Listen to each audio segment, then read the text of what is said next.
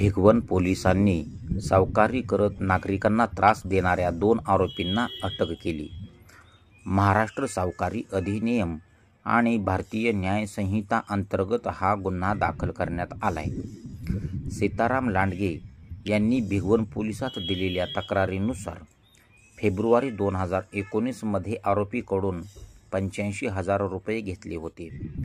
मात्र फिर्यादीने आतापर्यंत तब्बल 6 लाख रुपये भरून व्याजाच्या स्वरूपात दिल्यानंतरही आरोपी रेश्मा रवींद्र जगताप आणि प्रेम बाळासाहेब जगताप हे अधिक व्याजाची मागणी करत धमक्या देत होते. या तक्रारीनंतर भिगवण पोलिसांनी गुन्हा दाखल करून दोन्ही आरोपींना अटक केली असून न्यायालयाने त्यांना 10 नोव्हेंबर 2025 पर्यंत पोलीस कोठडी सुनावली. पुण्याहून ज्योती गायकवाड यांच्यासह गौतम भंडारे, बंडखोर न्यूज.